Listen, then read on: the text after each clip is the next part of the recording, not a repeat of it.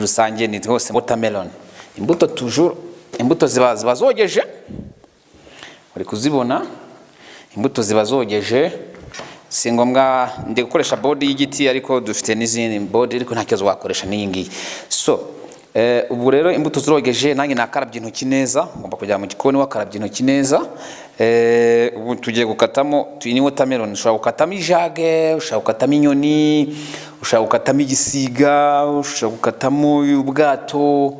Muri izo forme zose uzakomeza zikurikirana kuri Tomato TV Rwanda. Nimba warakoze subscribe ujye ubona notification.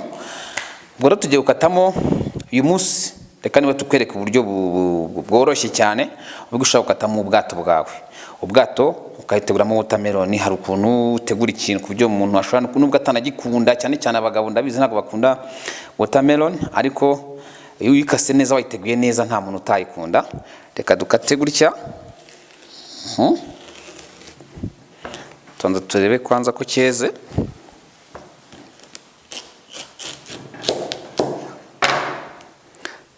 Voilà, ireze neza, ireze rwose. Ireze. Asi turakatamo, turabukatamo mu yihe. Iyi ntabwo ikase neza, kadufate iyi ngiyi. Okay, so noneho rero tumaze gukatamo watermelon tuyikata ubuhagaze.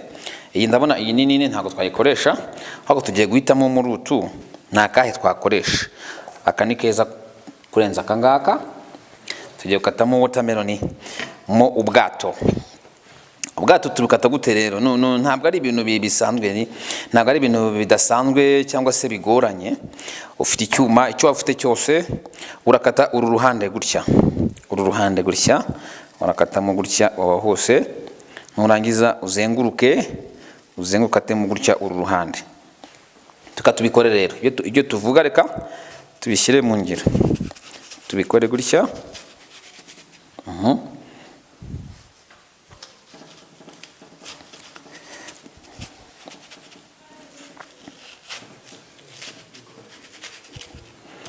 Urabona watermelon yacu, urabona ko already yamaze kusa nivamo gutya. Uri kwibona yavuyemo gutya, urayigumishamo gutya. Umaze kuyigumishamo gutya, imbuto ntabwo tuzishakamo ari nyinshi. Ahera ku murongo wenda kata kamwe gutya. Ubu turi gushyiramo abantu batwaye ubwato. Ushaka gushyiramo n'umusare nimba ubishaka, ushobora aba ni abagenzi. Aba ni abagenzi twabashyizemo, turakomeza dushyiremo abantu bacu. Noneho tugeze aha ngaha rero, tugeze aha ngaha dukora iki sasa? Aha ngaha iyo turangije ibyo ngibyo, tumaze gukata gutya imbuto zacu, turashaka ukuntu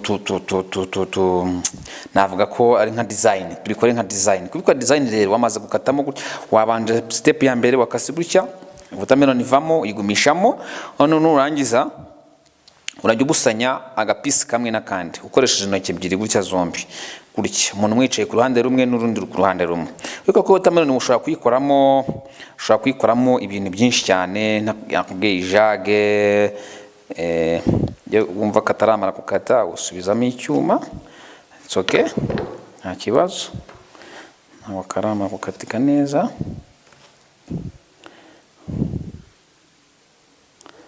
Gutya komsa. Ubwo ubwato bwacu bukaburarangiye. So watermelon yacu rero gutya, uri kubona ko karasa neza byataye. Uri kwibona gutya, urabona umuntu arafatwa, wow, wakateguye neza cyane. Apana kwa kundi ufata ukatagura kwa kundi. Kano kantu iyo gateretse ku isahani, tuze tubikwereke nibura. Bagatereka ku isahani. So ushobora kugatereka ku isahani yawe, uri kubona ukuntu kameze neza. Warangiza uragatereka ku isahani. Okay? Niyo mpamvu nkubwira ko Tomato TV ihakubereye. Iyi watermelon niyo tuyiguhaye muri hoteli, wishyura 5,000 kandi watermelon yose nari nayiguze 2,000. Ariko akangaka tugakoze gutya, turagashyira umukiriya ko ni komande umukiriya yishyure 5,000 kubera icyo uri guhendwa kandi wakakwiye kujya kubyikorera mu rugo iwawe. Ibintu byose wabyikora muri iwawe, ni ibintu bitagoye, nibamura ko nta n'iminota 3 bimfashe no gutegura akantu nk'ubu ngubu nkoze icyo bita